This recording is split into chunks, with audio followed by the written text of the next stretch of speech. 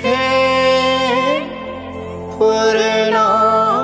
परम ब्रह्म ज्योतिस्वर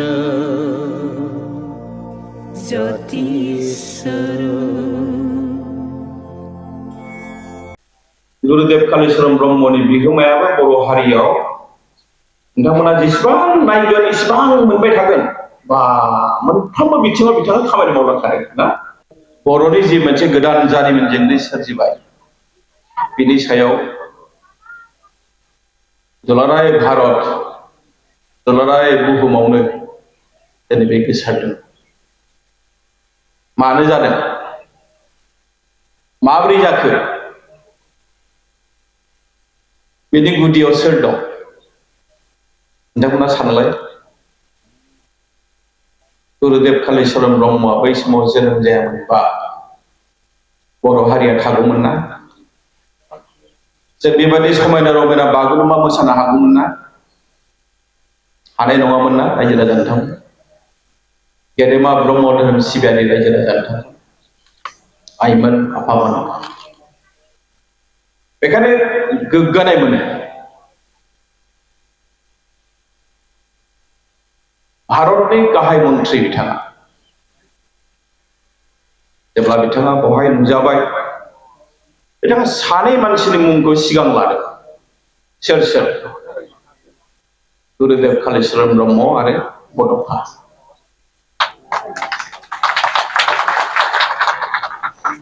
जेब्ला जोङो गोदान दिल्लीयाव बड'फानि मुङै जेब्ला जोङो लामा बेखेवहैयो बिथांनि मुसुखा बेखेवो भारतनि नखर मन्थ्रिया सोरनि मुं लानाय बे सानै मानसिनि मुंखौ लादों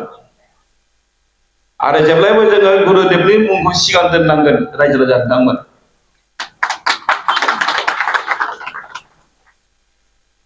नोंथांमोना गोरोन्थियावबो जोङो बड'फाखौ मान होयो जों बड'फाखौ सिगां जोङो गोदबद दोनदों नाथाय जोंनि खुगायाव सोरनि मुङा फैनांगोन गुरुदेवनि मुङा फैनांगोन बेनिफ्राय बड'फा फैयो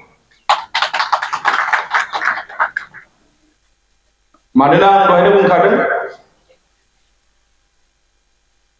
जे गुरुदेव कालीचरण ब्रह्मआ जुदि बर' समाजनि गेजेराव जोनोम जायामोनबा बर' हारिनि गेजेराव जोनोम जायामोनबा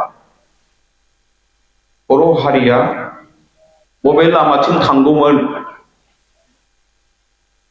बर' हारि होननाय मोनसे हारि दंमोन होननाय जारिमिनाव जोंखौ फरायो आङो फैग्रोमोना नैबे बिजाबखौ नायदों आरो बे बिजाबाव आंनि मानिजाथाव डक्टर अजित बर' सार बिथांनि जि लिरनाय बेयावनो गासैबो बाथ्रा हाबनानै दं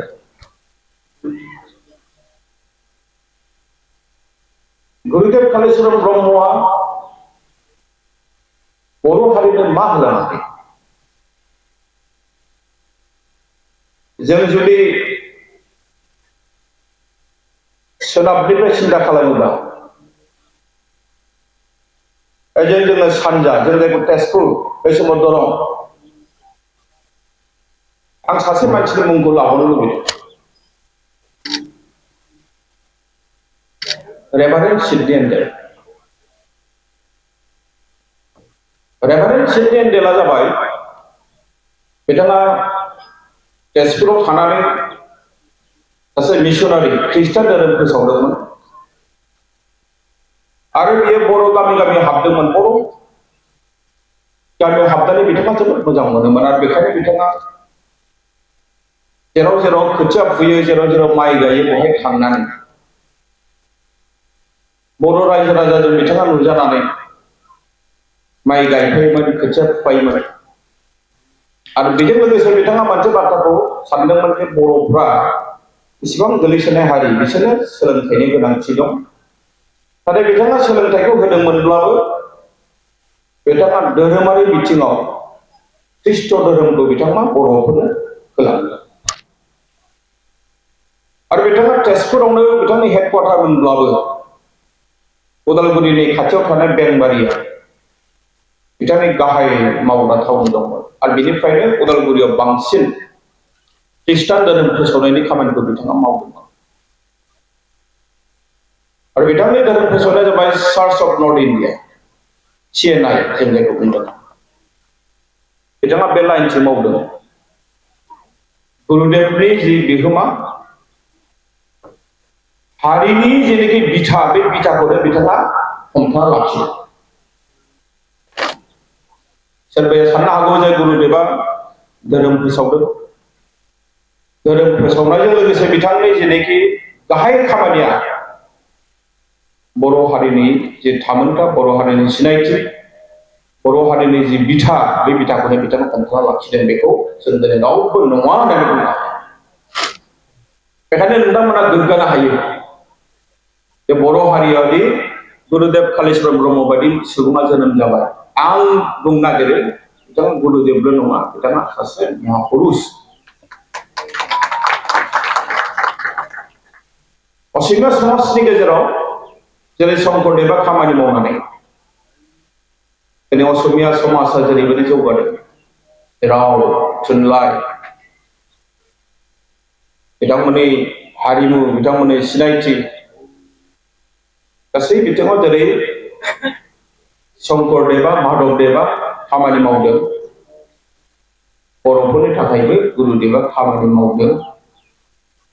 गुरुदेव कालीचरण ब्रह्मआ खामानि मावदों दिनै जों बेखौ लानानै गोग्गानो हादों जों दिनै मोनसेनि उनाव मोनसे जारिमिन सृष्टि खालामबाय थानो हादों गेदेमा रायजो राजानि गुरुदेव गैयामोनब्ला जारिमिनबो गैलामोन जोंहा दानि गोदान जारिमिन थानाय नङामोन आं दहायनो बुंखादों मा जारिमिन थागौमोन बर' हारि होननाय मोनसे हारि दंमोन बे हारिया दा गैला गोमालांबाय जिहेतु मोनसे समाव बुंखादोंमोन जे बर'फोरनि जोबनाया समनिसो बाथ्रासै जोबदोंना बर' रावा बर' हारिया जोब्बायना दायो जों दा गोदान गोसो बोलो लानानै हारिखौनो दाफामनो हाबाय जों दिनै आं दहाय नोंथांमोननो बे सावगारिखौ खोन्थादों बे बागुरुम्बा दोहौ दिनै चाइना दिल्ली बायदियाव बिराद गिदिर गिदिर खौरां बिलाइयाव फोसावजादों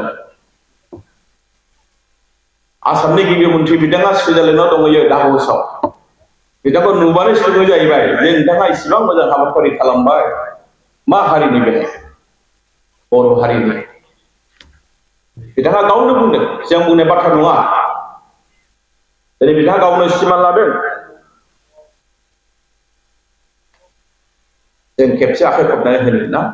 बे बागुरुम्बायानि मोनसे जारिमिन सृष्टि खालामबाय बेखौ नोंथांमोनानो खालामदों जों बयबो खालामदों जों जयै खालामदों आरो बेनि आन्दोआव सोर दं गुरुदेव कालीचरण ब्रह्मनि हारिनो होलांनाय बिहोमा बेखौ जों मालाबाबो बावनो मोना बावनो नाङा মই আহি পেলাই সুধি লৈছো যে ইয়াত কোনোবা নান বড়ো স্পিকিং আছে নেকি আমাৰ সন্মানীয় মোৰ বন্ধু ফটেন্দ্ৰ বসুমতাৰী ডাঙৰীয়ে মোক জনালে কেইজনমান আছে তেওঁলোকে বড়ো ক'ব নোৱাৰে বড়ো বুজি নাপায় মই সেইটো কথা ক'ব বিচাৰিছো যে আমাৰ গুৰুদেৱ কালীচৰণ ব্ৰহ্ম হ'ল বড়োসকলৰ কাৰণে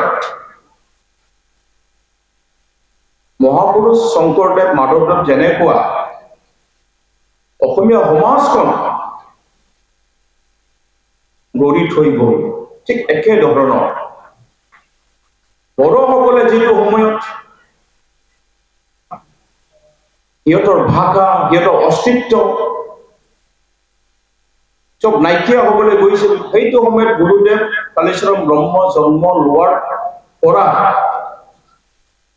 আজি আমি বড়ো সমাজখন এই পৰ্যায়ত পাবলৈ সক্ষম হৈছিল তাতকে আৰু কি ডাঙৰ লাগে गोबां हारियानो गावनि सिनायथिखौ होनो लाजिदोंमोन जेराव जौ लोंनाय आसार गोमालांनाय समाज होननाय जेबो गैयै बेफोरबायदिखौ नुनानै जायफोरनाखि साननो गोरों मानसिफ्रा लासै लासै बर' हारिखौनो नागारनानै गुबुन हारियाव थांबायमोन बिसोरो नङाबालाय नोङो आसाम बायदियाव सर'ने कसारिया सोर जानो नोंथांमोना सानो नामा जे सर'ने कसारिया हारि हिसाबै मोनसे हारि दं नामा बिसोरो नङा बिसोरो जोंनिफ्रायनो गावना थांनाय नोङो जुदि थांबानो मुगैजायोबा नों न'आवनो हाबनो होजायाबा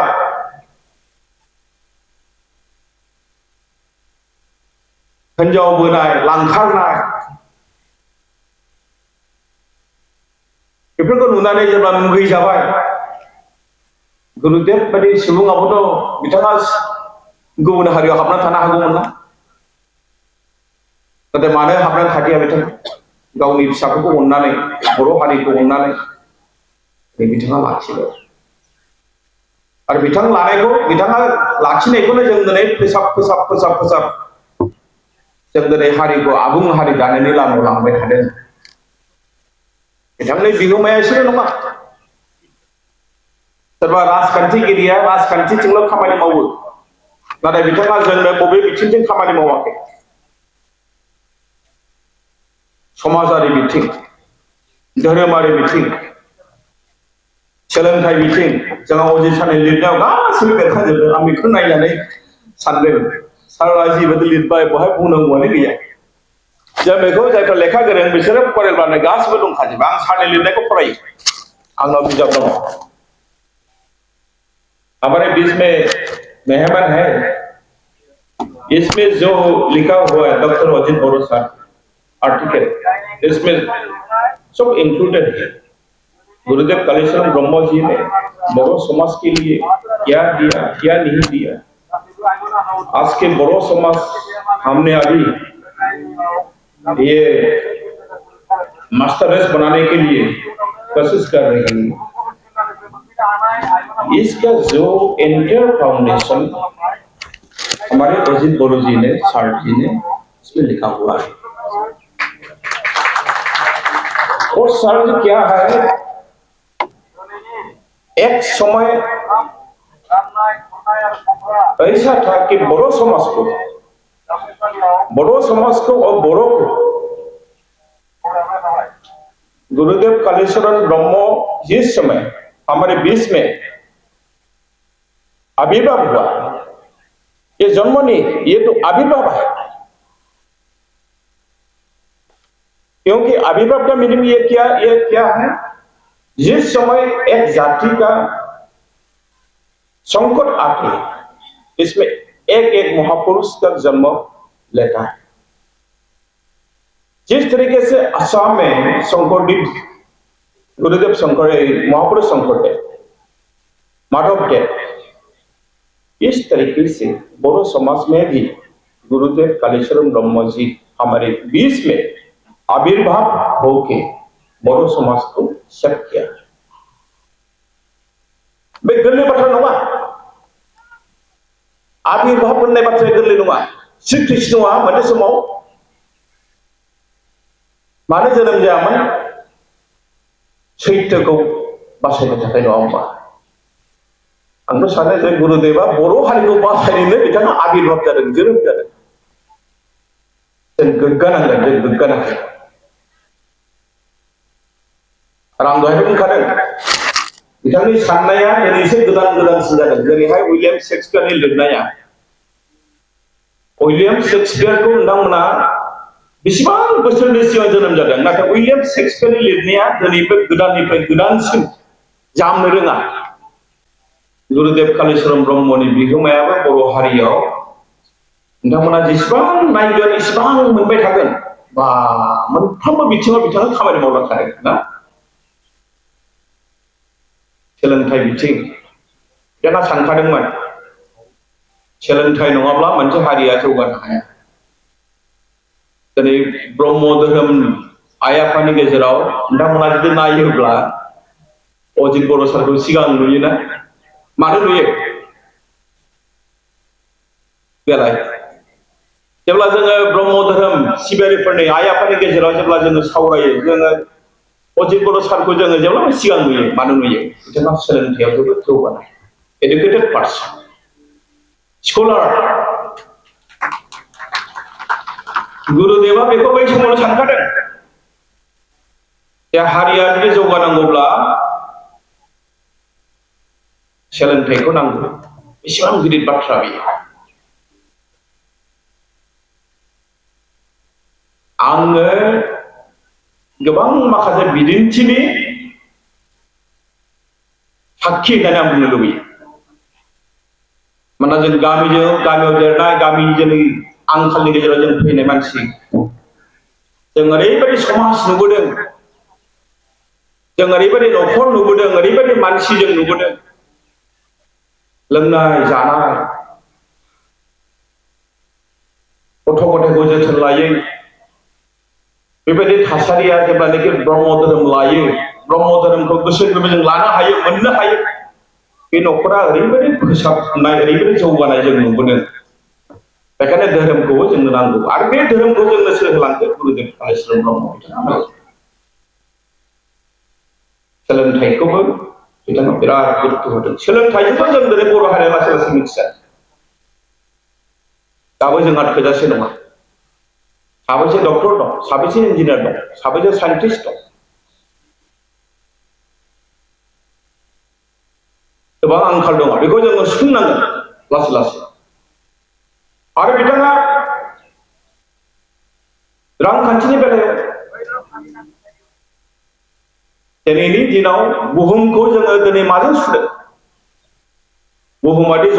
जौगायै जों माजों सुदों? रांखान्थिजों, नङा होमबा? आमेरिकाया मानो जौगानाय? बिसोरनि रांखान्थिया बिराद जौगानाय। भारतआ बिराद गिदिर हादर, नाथाय जों मानो गोलैसोनाय? जोंनि रांखान्थिया जेरैबायदि जानांगौ बिदि जाया।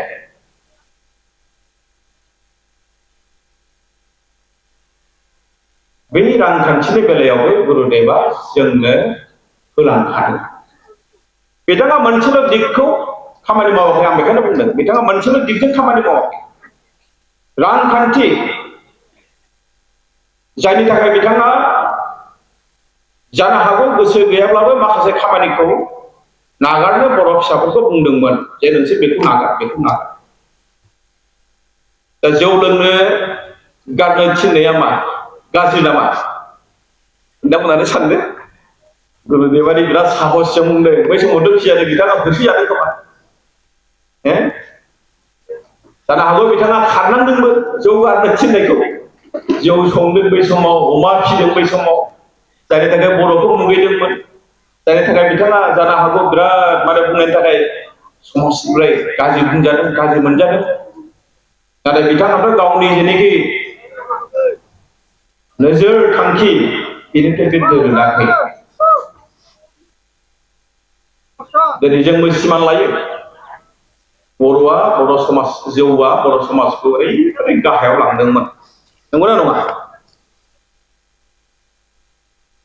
दिनैबो बर'फोरनि थाखाय गुरुदेवा बुंलांदोंब्लाबो, जोंनि जेसेबां बर'फोरनि गेजेराव धोरोम दंब्लाबो, बे धर्मफ्रावबो बुंदों जौगादों होननानै। नोङो ख्रिष्ट धोरोमावबो जिसु ख्रिस्टआथ' स्पष्ट बुंदों जे जौखौ दांनोनो मोना, लोंनोनो मोना। नाथाय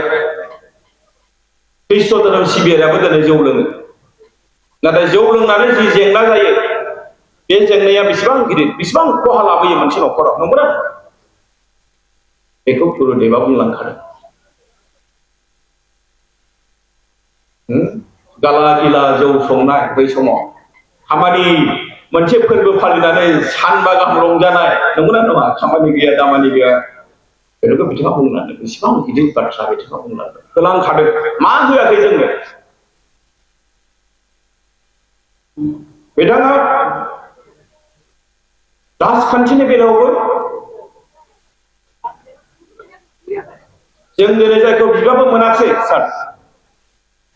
जों मा लुबैदोंमोन? बर' रेजिमेन्टनि बाथ्रा।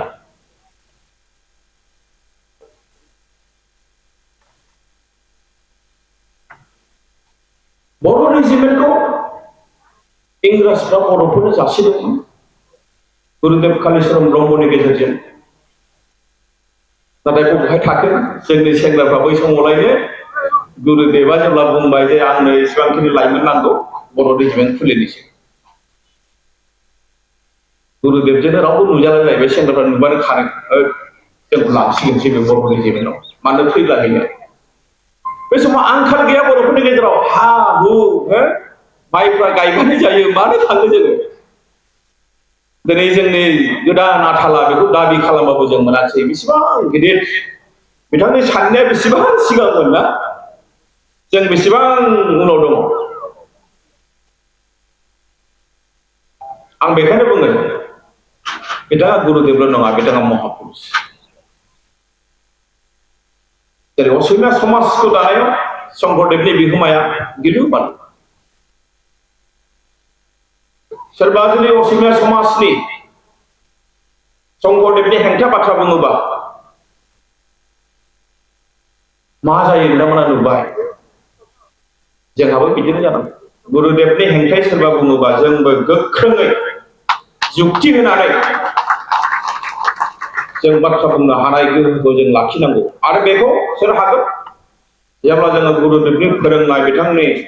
सानस्रि सान्थौखौ गोरबोआव लानानै जों जुदि खामानि मावनो हायो अब्लासो साइमन कमिसन बायदिखौ शिलंआव थांनाया बे समाव सिमांनि बाथ्रा असम्भब नोङो गुवाहाटीसिम बिराद खस्थ आरो शिलंसिम थांनांगौ बेसेबां गुसु जायगा साइमन कमिसनखौ लोगो हमदों बर' हारिनि थाखाय बिथाङा गोसोखां बिलाइ गथायदों जेराव जों दिनै जायखौ एसटि खथा होननानै जों दिनै बयबो बुंदों एसटि खथानि बाथ्रा जों दिनै बुंदों बेफोरखौ दाबि खालामबोदों जुदि दाबि खालामबोआमोनब्ला मोनामोनब्ला जोंनि अबस्थाया मा जायो साननाय जों दिनै एसटि होनबाय थादों जाय एसटिखौ लानानै जों दिनै थांनानै दङ बेफोरनि थाखाय बिथांमोना खामानि मावबोदों जों अराय सम बिथांखौ सेल्युट होनांगोन बिथाङा सासे उदांस्रि दावहा उदित सारा लिरदों आं दा बेखायनो बुंदों जे आं बेयाव फैग्रो मोना आं उदित सारनि जे लिरनाय बेखौसो नायजोबनानै नुबाय गासैबो बाथ्राया बेयाव हाबनानै दङ बिथाङा मा मावाखै मोनसे न'खरखौ जुदि मोजां खालामनांगौब्ला न'खराव मा रोखोमनि थानांगौ गोदोथ' बर' समाजाव बर' न'खराव खालि नांलाय खमलाय थायोमोन ना आं जि गामियाव दङ गोदोआव आं जि गामियाव देरदों आंनि मेगनाव दिनैबो जाखांफैयो सानफ्रोमबो नांलाय खमलाय जौ लोंनाय बुलायनाय हरनि समाव माइक दामनानै जाय जाय न'खराव लेखा फरायो बिथिं दावराव खालामनाय बुजायनोबो हाया गिलु बालु मोनसे थासारि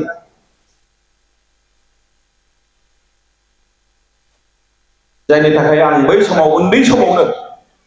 आं जेब्ला मेट्रिकल' होदों आं सासे मानसिखौ केस होदों नोंथांमोना साननानै नाय आं ओरैबायदि केस होदों आंथ' उन्दैसो सहायनो हायैनि आं दिनैबो उन दाहा खालामो आं मानो केस होनांगौ जुदि बै समाव जोंनि गामिया ब्रह्म धोरोम जानायमोनब्ला आंहा फोथायनाय दं बेबायदि थासारि मोननाय नङामोन आं दिनै बुंनो लुबैयाखै जे बै मा धोरोमजों जों फैनाय आंनि न'खरखौ आंनि आफाखौ बेनि उनाव गोबां माने गुबुन गुबुन धोरोमाव थांनानै बुजायहैदों जे नोंसोर बे धोरोमाव हाबदों बे धोरोमाव हाबदों नाथाय आफाया हाबाखै आरो गोबां बे रोखोमनि खैदां खैफोद बेखायनो आं बुंदों गुरुदेबनि गेजेरजों सारा लिरदों प्रमटिं मरेल एन्ड एथिकेल लिभिं जों बोरै थांनानै थानांगौ न'खरखौ बोरै बानायनांगौ जोंनि समाजाव बिराद लोंनाय जानाय सोलिबाबो जोंहा न'खराव गोदो बिराद जों कन्ट्रलाव थायोमोन जों सोरबा गाज्रि बुंबाबो जों खोनासङामोन आं उन्दैनिफ्रायनो आंहा मोनसे हुदा दंमोन सोरबा आंखौ सिखाव खावनो लेंब्ला आं थाङामोन आं थाङालायनो थायोमोन आं मिथिया आंखौ बबे सक्तिया लाखियोमोन दिनै बै जायफोर बेबायदि गाज्रि खामानियाव थानाय बिसोर गासैबो थैजोब्बाय आं बेखायनो बुंदों गुरुदेवा जि बाथ्रा बुंलांदों प्रमोटिं मरेल एन्ड एथिकेल लिभिं दिनै नोंथांमोना बेखौ लानानै आवगायदों जेब्ला उन्दै समाव आङो लेखायाव नुयोमोन जे कमल कुमार ब्रह्म सरन नार्जारि ब्रह्म नुबाथाय आंहा गोसोआ बिराद मोजां नाङोमोन सार गावनि आंगो बादि सानोमोन आरो हारिखौ बासायबोनायाव ब्रह्म बिमुंफ्रानो बिराद मैखोम बिफाव लाबोदों गोदोबो आरो जानो हागौ बै समाव जेसेबां ब्रह्म बिमुं थानाय बिथांमोना फ्रायानो ब्रह्म धोरोम सिबियारिमोन गुरुदेव कालीचरण ब्रह्मनि बिथांमोना साफा साफा सोलोंसामोन दिनै नंगौ गुबुन गुबुन धोरोमाव थांदों बे आलादा बाथ्रा नाथाय बर' हारिया दिनै जों बे बिथाथियाव फैनायनि आन्दोआवनो दङ गुरुदेव कालीचरण ब्रह्म बेखौ नोंथांमोना बावनाङा बारा गोलाव खालामला बुंला नङा होमबा हारिया बिराद जारिमिन सृष्टि खालामबाय आं बेखौल' बुंदों आरो जों जारिमिन सृष्टि खालामबाय थागोन नोंथांमोना गुरुदेवनि बोसोन बायदियै बिथांनि फोरोंनाय धोरोमारि आदब नीति गासैखौबो फोरोंथाय मोजाङै लानानै जों गावनि जेनेरेसनखौ मोजां बानायनांगोन सारा बिराद मोजां मोजां ब्लग हगारबाय थायो सारनि सिगाङाव बारा बाख्नायनाया थिग नङा ना खिन्थु आं बाख्नायो I like to admire our Dr. Wajid Borosa in presence of him. नोंनाव बयबो नायो नङा होमबा सारनि बुंनायखौ नायबानो बहुद आइडिया मोनखागोन नोंथांमोना आं बुंनायखौ खोनासंनाय नङा आंनि मावनाया जाबाय थुनलाइ हारिनि बिराद गिदिर आफाद होनना बुंदों थुनलाइ आफादखौ दा आं मिथिया एफा गिदिर आफाद नंगौना नङा आंबो बारा एसे सन्देह जालांबाय दानिया खिन्थु आंना खोथाया बेनो आं जि इसुआव हाबो आं बे इसुखौ दोरोदा जाय इसुआ हारिनि थामोनथा हारिनि सिनायथि खहा जागोन बायदि बे इसुनिफ्राय आं दोरोदनो बिराद गोब्राब मोनो आंनि खोथाखौ आं सिन्था खालामा आं सिन्था खालामो जोंनि उन्दै उन्दै जेनेरेसन जाय फैबाय थादों बेनि जोंनि खामानिया जों बिसोरखौ लानानैसो मावनांगोन नोंथांमोनाबो जोंनियाव मा सानो आंहा आंनि दिनखौ मोनजालांबानो जाबायलै नोंसोर मा जायो जा होननाय बे खोथाया जोब्बाय बेखौ बुंनाङा नोंथांमोना दे आरो आंहा फोथायनाय दं आं बिराद मोजां नाङो जेसेबां धर्मगुरु जोंनि न'खरनि आइ आफा माने फिसा फिसौनो खम होनानै गाव बांसिन जानाय दिनै बर'फ्रा माजों थैदों जानायजों थैदोंना आरो आं ओंखायनो बुंदों गुरुदेवा गोदो अमाखौ मानो फिसिनो थाखाय बादा होदोंमोन अमा जानाया मानसिनि थाखाय बारा मोजां नङा जों हायोब्ला थिग फिसिनानै फान गुबुननो फान रांखान्थिनि बाथ्रा थाहैबायना आरो गुबुनखौ जानो फोरों बिराद मोजां होननानै थगाय हाबनाङा रांखान्थिनि बाथ्रा बाव हाबनानै दं दै जों बिराद आंहा कन्टेक्ट दंबाय थायो जोंहा फथाय बिथाङानो होन निरन्जन बाबा बिथाङानो होन आं अजित बर' सारखौ एसे डिस्टार्ब होनो बायो सारजों आं बारा कन्टेक्ट खालामा नोंथांमोननि साफ्रोमखौबो आं लोगो मोनबाय थायो हारिखौ जों दानांगोन ब्रह्मआ ब्रह्म लाइनजों दानांगोन बाथौआ बाथौ लाइनजों दानांगोन ख्रिस्टाना ख्रिस्टान लाइनजों दानांगोन आरो जोंबो आफाद हिसाबै थुनलाइ आफाद फरायसा आफाद दिनै भारत हादरबादिनि गाहाय मन्थ्रिनि खुगायाव नखर मन्थ्रिनि खुगायाव दिनै चाइना बादियाव दिनै सुइजारलेण्ड बादियाव रासिया बादियाव नोङो साउथ इन्डिया बादियाव नों गोदान दिल्ली बादियाव बर'नि गोबां खोथा सावरायजायो गोबां खोथा दिनै मिथिसै आरो बेखौ लानानै जों आवगायनांगोन नोंथांमोननि गोथार हाबाफारियाव बाहागो लानो मोननानै आं जोबोद गोजोनबाय आंहा मोनसे फोथायनाय दङ जे नोंथांमोननि सिगाङाव जि बाथ्रा बुंगोन आं फोथायनानैनो बुंदों गोसो गोरबोजों बुंदों आंगोजों बुंदों गुरुदेव कालीचरण ब्रह्मनि सायाव आं गोबां जायगा बिबुंथि होबोबाय नंगौ आङो गुरुदेव कालीचरण ब्रह्मनि जि माने ब्रह्म धोरोम सिबियारि हिसाबै आं नङाब्लाबो आं नोंथांमोननि सासे जोबोद मोजां गोसो गोरबोजों लानो हानाय सासे सुबुं होननानै नोंथांमोना फोथायनो हायो बारा गोलाव बुंलिया बयनिसिमबो खुलुमनाय सिबिनायखौ बावहरनानै आंनि बिबुंथिखौ